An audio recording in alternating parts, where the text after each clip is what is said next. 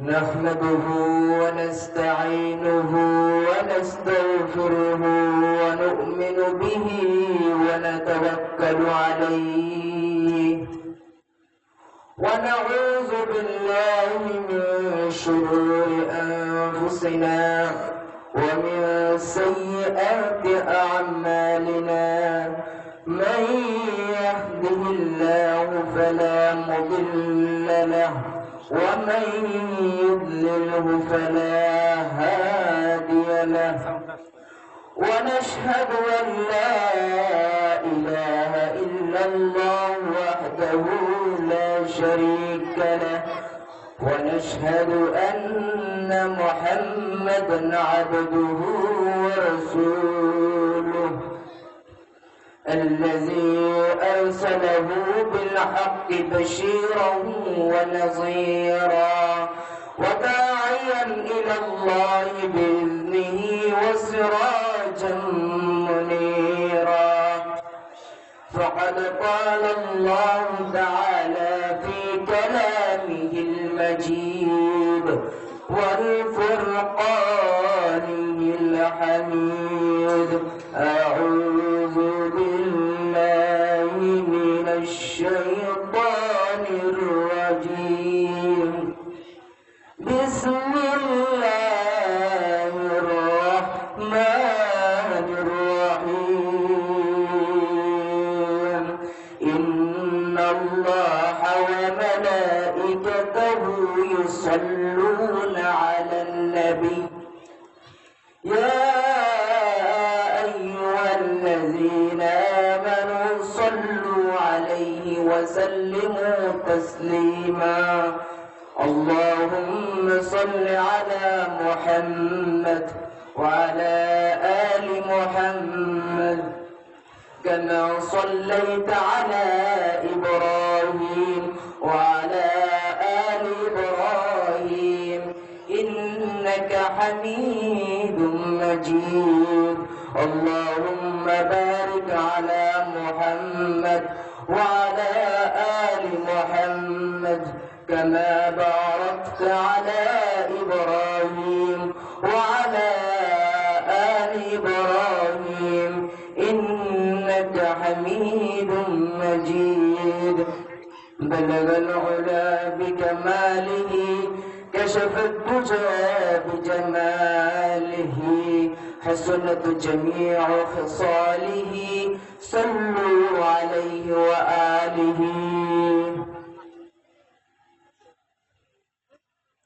মহান মালিকের দরবারে লাখ কোটি শুকরিয়া যেই মহান মালিক দ্বীনের মজলিসে এক মাহফিলের ময়দানে আমাদেরকে আসার বসার কিছু কথা বলার কিছু কথা শোনার সুযোগ করে দিয়েছেন সবাই বলি আলহামদুলিল্লাহ মহান মালিকের দরবারে শুকরিয়া আদায় করি যে মহান মালিক আমার সম্মানিত পিতা মহোদয়ের সামনে আমাকে কিছুক্ষণ আলোচনা করার সুযোগ করে দিয়েছেন আল্লাহ তাআলা আমাকে এমন একজন পিতার সন্তান বানিয়েছেন যিনি দেশব্যাপী কোরআনের খেদমতে দ্বীনের খেদমতে নিয়োজিত তার আলোচনায় হাজারো মানুষ পেয়েছে আলোর দিশা এমনকি চট্টগ্রাম ফটিকছড়িতে আমার সামনে আমার বাবার হাতে হিন্দুরা ইসলাম ধর্ম গ্রহণ করেছে সবাই আমার বাবার জন্য দোয়া করবেন এবং সেই সাথে আমার জন্য দোয়া করবেন আমি যেন আমার বাবার মতো একজন দ্বীনের দায়ী হতে পারি আপনাদের কাছে দোয়া প্রার্থনা এবং আল্লাহ তাআলার করুণা কামনা করে আমি আমার আলোচনা শুরু করছি আজকে আমার আলোচনার বিষয় হলো প্রিয় রাসূলুল্লাহ সাল্লাল্লাহু আলাইহি ওয়াসাল্লামের চরিত্র এবং তার জীবন আদর্শ আমাদের রাসূলের চরিত্র সম্পর্কে আমার আল্লাহ তাআলা কোরআনে পাকে ঘোষণা দিয়ে বলেন ইন্নাকা লাআলা খুলুকিন আযীম হে নবী তোমার মধ্যে সর্বোত্তম চরিত্রের অধিকারী আপনি আয়েশা রাদিয়াল্লাহু আনহাকে প্রশ্ন করা হলো, হে আয়েশা, রাসূলুল্লাহ সাল্লাল্লাহু আলাইহি ওয়াসাল্লামের চরিত্র কেমন? তিনি বললেন, আলাস্তা তাকরাউল কুরআন, তুমি কি কোরআন পড়ো নাই? কোরআন যেমন রাসূলুল্লাহ সাল্লাল্লাহু আলাইহি ওয়াসাল্লামের চরিত্রটাও তেমন। কানা খুলুকুহুল কুরআন, তার চরিত্রটাই হলো আল কোরআন। তাকে আমার আল্লাহ তাআলা সারা পৃথিবীর জন্য, সারা জাহানের জন্য এক মহা চরিত্রবান হিসেবে প্রেরণ করেছেন, একজন শ্রেষ্ঠ চরিত্রবান হিসেবে প্রেরণ করেছেন। শুধু তাই নয়, তাকে আল্লাহ তাআলা শ্রেষ্ঠ চরিত্রবান হিসেবে প্রেরণ করেননি, তিনি ব্যক্তি চরিত্র, মননশীলতা, আত্মগাম্ভীর্যতা, আত্মসম্ভ্রম, আত্মমর্যাদা, একজন রাজা, একজন নেতা, একজন ইমাম, একজন দার্শনিক, as a lawyer, as a maker, as a founder, as a ruler, as a teacher, Muhammad Rasulullah sallallahu alayhi wa sallam is the superman in the world. আমার আল্লাহ তাআলা আমার নবীকে সারা জাহানের জন্য এক মহা মডেল হিসেবে প্রেরণ করেছেন, এক মহা আদর্শ হিসেবে প্রেরণ করেছেন। তাহলে আমাদেরকে এখন রাসূলুল্লাহ সাল্লাল্লাহু আলাইহি ওয়াসাল্লামের আদর্শের দিকে ফিরে যেতে হবে। এই প্রসঙ্গে আমার আল্লাহ তাআলা কোরআনে পাকের মধ্যে বলেন, লাকাদ কানা লাকুম ফি রাসূলিল্লাহ উসওয়াতুন হাসানাহ। রাসূলুল্লাহ সাল্লাল্লাহু আলাইহি ওয়াসাল্লামের জীবনের মধ্যেই তোমাদের জন্য সর্বোত্তম আদর্শ। সুবহানাল্লাহ। তাকে আমার আল্লাহ তাআলা শুধু এক মহা আদর্শবান হিসেবে প্রেরণ করেন নাই, তাকে আমার আল্লাহ তাআলা সারা জাহানের জন্য রহমত স্বরূপ প্রেরণ করেছেন, মানুষের জন্য রহমত স্বরূপ প্রেরণ করেছেন। যত ধরনের সৃষ্টি আছে সকল সৃষ্টির জন্য রহমত স্বরূপ প্রেরণ করেছেন। আল্লাহ তাআলা মানুষকে লক্ষ্য করে বলেন, ওহে দুনিয়ার মানুষ, আমি আল্লাহ যত জায়গার জন্য রব, আমার বন্ধু জমিন তত জায়গার জন্য রহমত। আমি আল্লাহ আসমানবাসীর রব, আমার বন্ধু আসমানবাসীর জন্য রহমত। আমি আল্লাহ জমিনবাসীর রব, আমার বন্ধু জমিনবাসীর জন্য রহমত। আমি আল্লাহ জান্নাতবাসীর রব, আমার বন্ধু জান্নাতবাসীর জন্য রহমত। ওয়া মা আরসালনাকা ইল্লা রাহমাতাল লিল আলামিন। আমি আল্লাহ আপনাকে সারা জাহানের জন্য রহমত স্বরূপ প্রেরণ করেছি। তাহলে সেই নবীর উম্মত কারা? আমরা। তাহলে আমরা নবীর দিক দিয়ে শ্রেষ্ঠ। এখন আমরা গ্রন্থের দিক দিয়ে যাই। আমাদের গ্রন্থ কি? আল কোরআন। এটা কার উপর নাযিল হয়েছে? আমাদের নবীর উপর। তাহলে নবীও শ্রেষ্ঠ, গ্রন্থ শ্রেষ্ঠ। আমার আল্লাহ তাআলা কোরআনে পাকের 2 নম্বর সূরা বাকারার প্রথম আয়াতের মধ্যে বলেন, আলিফ লাম মিম যালিকাল কিতাবু লা রাইবা ফীহি হুদাল লিল মুত্তাকিন। যালিকাল কিতাবু লা রাইবা ফীহি, এটি এমন একটি গ্রন্থ যার মধ্যে বিন্দু মাত্র সন্দেহ অবকাশ নাই। হুদাল লিল মুত্তাকিন, এটি মুমিনদের জন্য পথ প্রদর্শক, মুমিনদের জীবন যাপন পদ্ধতি। আমার আল্লাহ তাআলা কোরআনে পাকের অন্যতর ইরশাদ করে বলেন, ইন্না নাহনু নাযালনা যিকরা ওয়া ইন্না লাহু লাহাফিজুন। এই কোরআন আমি আল্লাহ অবতীর্ণ করেছি এবং এই কোরআনের সংরক্ষণের দায়িত্ব আমার। যেহেতু আল্লাহ তাআলা কোরআনের সংরক্ষক, তাহলে কোরআনকে বিকৃত করার ক্ষমতা কারো আছে? মক্কার কাফেররা যখন প্রচার করতে লাগলো এই কোরআন মুহাম্মদের বানানো কথা, মুহাম্মদ পাগল হয়ে গেছে, তখন আল্লাহ তাআলার পক্ষ থেকে চ্যালেঞ্জ আসলো, যদি মুহাম্মদের কথা হয়ে থাকে তাহলে তোমরা এই কোরআনের মতো আরেকটি কোরআন আনয়ন করো। এই প্রসঙ্গে আল্লাহ তাআলা কোরআনে পাকের মধ্যে বলেন, কুল ইন জাতামাআতিল ইনসু ওয়াল জিন্নু আলা أن يأتوا بمثل هذا القرآن لا يأتون بمثله ولو كان بعضهم لبعض ظهيرا. কোরআনের মতো অনুরূপ কোরআন আনার জন্য মানুষ এবং জিন জাতি যদি সমবেত হয়, যদিও তারা একে অপরকে সাহায্য করে, তবুও তারা এই কোরআনের অনুরূপ কোরআন আনতে পারবে না। যখন আল্লাহ তাআলা তাদেরকে চ্যালেঞ্জ করলেন, যখন তারা ব্যর্থ হলো, তখন আল্লাহ তাআলা তাদের জন্য চ্যালেঞ্জটাকে আরো সহজ করে দিলেন। আল্লাহ তাআলা বলেন, وَإِن كُنتُمْ فِي رَيْبٍ مِّمَّا نَزَّلْنَا عَلَىٰ عَبْدِنَا فَأْتُوا بِسُورَةٍ مِّن مِّثْلِهِ وَادْعُوا شُهَدَاءَكُم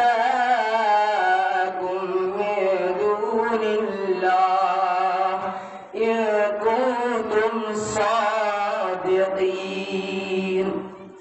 এই কোরআন আমি আল্লাহ আমার বান্দার প্রতি অবতীর্ণ করেছি। যদি তোমাদের মধ্যে সন্দেহ থাকে, তাহলে তোমরা এই কোরআনের অনুরূপ কোন সূরা আনয়ন করো। যদি তোমরা সত্যবাদী হয়ে থাকো, আল্লাহ তাআলা ব্যতীত তোমাদের সকল সাহায্যকারীকে আহ্বান করো। যখন আল্লাহ তাআলা কাফেরদেরকে চ্যালেঞ্জ করলেন, তখন কাবা শরীফের উপরে কোরআন পাকের ছোট সূরা সূরাতুল কাউসার ঝুলিয়ে দেওয়া হলো। তখন কাফেররা অনেক গবেষণা করলো, কিন্তু তারা ব্যর্থ হলো। তখন তারা বলল, ইন্না আ'তাইনাকাল কাউসার ফাসাল্লি লিরাব্বিকা ওয়ানহার ইন্না শানিআকা হুয়াল আবতার লাইসা হাযা কালামিল বাশার। এটা কোন মানব রচিত বাণী নয়। এটা কার বাণী? আল্লাহর বাণী। কার বাণী? এখন আমরা কোরআনের মহত্ব জানলাম। এখন আমাদের জানতে হবে আসলে কোরআনটা নাযিল হয়েছে কি জন্য। এই প্রসঙ্গে আমার আল্লাহ তাআলা কোরআনে পাকে সূরাতুল ইব্রাহিমের প্রথম আয়াতের মধ্যে বলেন, আলিফ লাম রা কিতাবুন আনজালনাহু ইলাইকা লিতুখরিজান নাস মিনাজ যুলুমাতি ইলান নূর বিইذনি রাব্বিহিম ইলা সিরাতিল আজিজিল হামিদ। এই কোরআন আমি আপনার উপর অবতীর্ণ করেছি, যাতে আপনি মানব জাতিকে তাদের প্রতিপালকের নির্দেশ ক্রমে বের করে আনতে পারেন অন্ধকার থেকে আলোর পথে। তাহলে কি জন্য নাযিল হয়েছে কোরআন? অন্ধকার থেকে মানুষকে আলোর পথে আনার জন্য। কিসের পথে? আলোর পথে। আলোর পথ কোনটা? আল্লাহর পথ, ইসলাম। ইসলামটা হলো কি? আলোর পথ। এই কোরআনটা হলো সমস্ত মানুষের জন্য, সারা পৃথিবীর সকল মানুষের জন্য পথ প্রদর্শক, হুদাল লিন্নাস, সমস্ত মানুষের জন্য পথ প্রদর্শক। তাহলে এই কোরআন কাদের? আমাদের। কাদের? আমাদের উপর এই কোরআন দেওয়া হয়েছে। কাদের উপর? আমাদের উপর, আমাদের নবীর উপর অবতীর্ণ করা হয়েছে। তাহলে আমরা কোরআনের দিক দিয়েও শ্রেষ্ঠ। এখন দেখা যাক ধর্মের দিক দিয়ে কে শ্রেষ্ঠ। আমাদের ধর্ম কি? ইসলাম।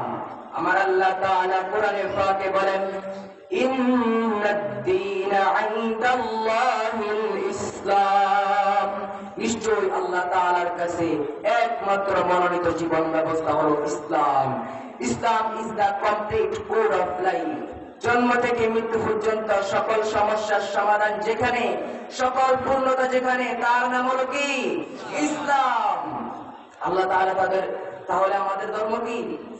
আল্লাহ তাআলা আমাদেরকে ইসলাম ধর্মের লোক হিসেবে এই দুনিয়াতে পাঠিয়েছেন। আল্লাহ তাআলা চাইলে আমাদেরকে অন্য ধর্মের লোক বানাইতে পারতেন, হিন্দু বানাইতে পারতেন, কিন্তু আল্লাহ তাআলা আমাদের উপর রহম করেছেন, আমাদেরকে মুসলমান বানিয়েছেন। সবাই বলি আলহামদুলিল্লাহ। আল্লাহ তাআলা বলেন, اليوم أكملت لكم دينكم وأتممت عليكم نعمتي ورضيت لكم الإسلام دينا।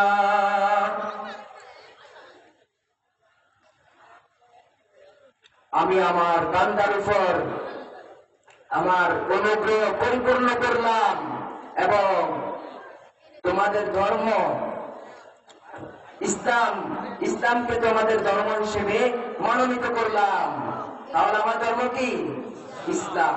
কিন্তু মুসলমানরা এত কিছু পাওয়ার পরেও, শ্রেষ্ঠ নবী পাওয়ার পরেও তারা অকৃতজ্ঞ, তারা স্বীকার করে না। ম্যান ইজ আনগ্রেটফুল, মানুষ যে অকৃতজ্ঞ, এই কথা কোরআনে পাকের 6 জায়গায় উল্লেখ আছে। কয় জায়গায়? 6 জায়গায়। যেমন আমার আল্লাহ তাআলা কোরআনে পাকের সূরা রুমের মধ্যে বলেন, লিয়াকফুরু বিমা আতাইনাহুম ফাতামাত্তাউ ফাসাউফা তা'লামুন। আমি আল্লাহ ওদেরকে যা দিয়েছি তাকে অস্বীকার করার জন্য, সুতরাং তোমরা ভোগ করে নাও, অতঃপর তোমরা শীঘ্রই জানতে পারবে। So that they will deny what we have granted them, then enjoy yourselves, for you are going to know. তাহলে আমরা তো কৃতজ্ঞ হতে চাই, আমরা আল্লাহ তাআলার কৃতজ্ঞ গোলাম হব। তাহলে কৃতজ্ঞ গোলাম হতে হলে কোথায় ফিরে যেতে হবে? কোরআনের দিকে। কোন দিকে? কোরআনের দিকে ফিরে যেতে হবে। আর যে ব্যক্তি কোরআনের দিকে ফিরে যাবে, সে হলো আদর্শবান, সেই শ্রেষ্ঠ চরিত্রবান। আর আল্লাহ তাআলা চরিত্রবানদেরকে ভালোবাসেন, আদর্শবানদেরকে ভালোবাসেন। আর যারা আদর্শবান তারা কি? মুত্তাকি, মুমিন। আর আল্লাহ তাআলা মুত্তাকিদেরকেই ভালোবাসেন। আল্লাহ তাআলা বলেন, ইন্নাল্লাহা ইউহিব্বুল মুত্তাকিন। নিশ্চয়ই আল্লাহ মুত্তাকিদেরকে ভালোবাসেন। শুধু আল্লাহ মুত্তাকিদেরকে ভালোবাসেন না, আল্লাহ তাআলা মুত্তাকিদের অভিভাবক, মুমিনদের অভিভাবক। আল্লাহু ওয়ালিয়ুল মুমিনিন। নিশ্চয়ই আল্লাহ তাআলা মুমিনদের অভিভাবক। কিন্তু আজ বিশ্বে মুসলমানরা মুমিন হবে তো দূরের কথা, মুত্তাকি হবে তো দূরের কথা, তারা তাদের ব্যক্তিত্বটাই হারিয়ে ফেলেছে, তারা তাদের মুসলমানিত্ব হারিয়ে ফেলেছে। আজ মুসলমানদের মধ্যে শত শত দলের সৃষ্টি হয়েছে, এক দল আর দলের বিরুদ্ধে লড়াই করে। এটা কি মুসলমানদের বৈশিষ্ট্য? এটা কখনো মুসলমানদের বৈশিষ্ট্য হতে পারে না। আল্লাহ রাসূলুল্লাহ সাল্লাল্লাহু আলাইহি ওয়াসাল্লাম বলেন, আল মুমিনুনা কারাজুলুন ওয়াহিদিন ইশতাকা কুল্লাহু ইশতাকা রাসাহু ইশতাকা কুল্লাহ। মুমিনরা হলো একই ব্যক্তির মতো, যখন তার চোখে ব্যথা হয় সারা শরীরে তা অনুভব হয়, যখন তার মাথায় ব্যথা হয় সারা শরীরে তা অনুভব হয়। সারা পৃথিবীতে মুমিনদের বৈশিষ্ট্য হওয়া দরকার এইরকম যে পৃথিবীতে কোন এক জায়গায় যদি মুসলমানদের উপর অত্যাচার করা হয়, যদি একজন ভাইয়ের উপর অত্যাচার করা হয়, সারা পৃথিবীর সকল মুসলমানের ব্যথা অনুভব করবে। কিন্তু আজ মুসলমানদের মধ্যে শত শত দল, এক দল আরেক দলকে বলে খেলা হবে, আরেক দল বলে আসেন আমরা খেলি। ওরে ভাইয়েরা আমার, এসব খেলা তো আসল খেলা নয়। ফাইনাল খেলা, আসল খেলা অনুষ্ঠিত হবে হাসরের ময়দানে। কথা বলেন না কেন? যখন এক রাষ্ট্র আরেক রাষ্ট্রের সঙ্গে ফুটবল ম্যাচ বা ক্রিকেট ম্যাচ খেলে, ব্যাটম্যান যখন কাঁটা দিয়ে বাড়ি মারে, তখন তো ঠিক মতোই ছক্কা মেরে আওয়াজ দিতে পারে। এখন কেন কোরআনের মধ্যে আওয়াজ বের হয় না? ঠিক কিনা মুসলমান ভাইরা? আমরা প্রেমের মতো মেউ মেউ করে 1000 বছর বাঁচতে চাই না। আল্লাহ প্রেমিক, রাসূল প্রেমিক হয়ে বাঘের মতো গর্জন দিয়ে এক মুহূর্ত বাঁচতে চাই। কথা বলেন না কেন? তাহলে মুমিনদের অবস্থান কিয়ামতের দিন কোথায় হবে? জান্নাতে। এখন বর্তমানে যারা খেলাখেলি করে, খেলে, এসব খেলা তো আসল খেলা নয়। যখন ফাইনাল খেলা অনুষ্ঠিত হবে, সেখানে কারা জিতবে? বিশ্বনবীর উম্মতেরা। সবাই বলি, ফাইনাল ম্যাচে জিতবে কারা? বিশ্বনবীর উম্মতেরা। সবাই বলি, ফাইনাল ম্যাচে জিতবে কারা? বিশ্বনবীর উম্মতেরা। ফাইনাল ম্যাচে জিতবে কারা? বিশ্বনবীর উম্মতেরা। সেই কঠিন মুহূর্তে যখন সূর্য মাথার এক হাত নিচে চলে আসবে, তখন মুত্তাকিদেরকে দান করা হবে জান্নাত। এই প্রসঙ্গে আল্লাহ তাআলা বলেন, ওয়াল্লাযীনা আমানু ওয়া আমিলুস সালিহাতি উলাইকা আসহাবুল জান্নাহ হুম ফিহা খালিদুন। যারা ঈমান আনে এবং নেক আমল করে তাদের জন্য হলো জান্নাত, তারা চিরস্থায়ী জান্নাতি। অপরদিকে যারা কাফের বেঈমান তাদের জন্য হলো জাহান্নাম। যেমন আমার আল্লাহ তাআলা বলেন, ওয়াল্লাযীনা কাফারু ওয়া কাযযাবু বিআয়াতিনা উলাইকা আসহাবুন নার হুম ফিহা খালিদুন। আর যারা কুফরি করে আল্লাহ তাআলার আয়াতের নিদর্শন সমূহ পালন করে না তারা হলো আসহাবুন নার, আগুনের অধিবাসী, জাহান্নামী। তাহলে সেই কঠিন মুহূর্তে একদিন আমাকে উপনীত হতে হবে। আল্লাহ তাআলার দরবারে কি জবাব দেব আমরা? প্রস্তুতি নিতে হবে এখন থেকে। তাহলে আমাদেরকে এখন থেকে কোথায় ফিরে যেতে হবে? কোরআনের দিকে। Go back to the universal prophet and the universal book, মহাগ্রন্থ আল কোরআন এবং রাসূলুল্লাহ সাল্লাল্লাহু আলাইহি ওয়াসাল্লামের জীবন আদর্শের দিকে ফিরে যেতে হবে। তাহলে সারা পৃথিবীতে বিরাজ করবে আল্লাহর রাজ। আসলে ভাই, এই দুনিয়াটা একেবারে ক্ষণস্থায়ী। একটিবার কি লক্ষ্য করেছি আমাদের অস্তিত্বটা কোথায়? আমরা কিছুক্ষণ আগে ছিলাম না, এখন আছি, আবার থাকবো না। আপনাদের এখানে কারো বয়স 40 বছর, কারো বয়স 60 বছর, আমার এখন বর্তমান বয়স 14 বছর। আচ্ছা বলুন তো, আমার বয়স 14 বছর, 14 বছরের এক মুহূর্ত আগে আমি এই দুনিয়ায় ছিলাম না, এখন আছি, আবার থাকবো না। আল্লাহ তাআলা আমাদের মৃত্যুর পরোয়ানা জারি করে দিয়ে বলেন, কুল্লু নাফসিন যায়িকাতুল মাউত, প্রত্যেক প্রাণী মৃত্যুর স্বাদ গ্রহণ করবে। মুনতাকাসিন কুল্লু নাসিন শারিবু কবর বাইতিন কুল্লু নাসিন দাখিলু, মৃত্যুর সুধা সকলেই পান করবে আর অন্ধকার কবরে সকলেই প্রবেশ করবে। কেউ এক মুহূর্ত আগে এই দুনিয়া থেকে চলে যাবে না এবং এক মুহূর্ত আগে তাকে এই দুনিয়া থেকে নেওয়া হবে না। ইযা জাআ আজালুহুম লা ইস্তাখিরুনা সাআ ওয়া লা ইস্তাকদিমুন। কেউ এক মুহূর্ত আগে এই দুনিয়া থেকে চলে যাবে না এবং কেউ এক মুহূর্ত পরেও তার রূহ কবজ করা হবে না। নির্দিষ্ট সময়ে নির্দিষ্ট টাইমে তার রূহ কবজ করা হবে। তাই এখন থেকে বলি, সময় কম, time and tide, wait for none. সময় এবং স্রোত এই দুটো জিনিস কার জন্য অপেক্ষা করে না। তাই এখন থেকে আমাদের প্রস্তুতি নিতে হবে। এই বলে আমি আমার আলোচনা শেষ করছি। এখন যা আলোচনা করেছি, হে আল্লাহ, আমার যদি কোনো ভুল হয়ে থাকে সকল শ্রোতার স্মৃতি থেকে ভুল কথাগুলো মুছে দিন।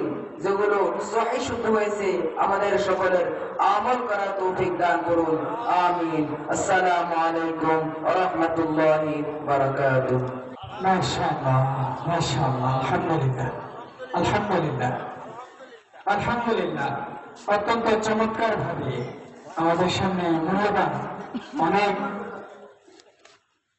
আলোচনা পেশ করছেন আমাদের আজকের এই অনুষ্ঠানের বিশেষ তাফসীরকারক হযরত মাওলানা মুফতি কামালুল্লাহ খান সাহেবের সুযোগ্য সন্তান। আমি চেয়ে দেখছিলাম তার আলোচনাগুলো। তার বয়স মাত্র 14, কিন্তু তার আলোচনা শুনে কখনো মনেই হয়নি তার বয়স আসলে 14। আমাদের একজন মুরব্বী তাকে 200 টাকা পুরস্কার দিয়েছেন এবং বিশিষ্ট সমাজসেবক জনাব মুসলিম হোসেন ওনাকে 500 টাকা পুরস্কার প্রদান করেছেন। আলহামদুলিল্লাহ, আলহামদুলিল্লাহ। আপনারা কি খুশি? আমরা খুশি তো ইনশাআল্লাহ। আমাদের এলাকায় আরেকজন আলেম তৈরি হচ্ছে ইনশাআল্লাহ, ঠিক না বলেন? আল্লাহ যেন আমার এই ভাইকে আল্লাহ তাআলা নেক হায়াত দান করে বাবার মতো সুরত কণ্ঠে, বজ্র কণ্ঠে কোরআনের এই বাণীগুলো হেলিকপ্টার থেকে পেতে দেওয়া সারা বাংলায় যেন ছড়িয়ে দিতে পারে। আমরা সকলে বলি আমিন।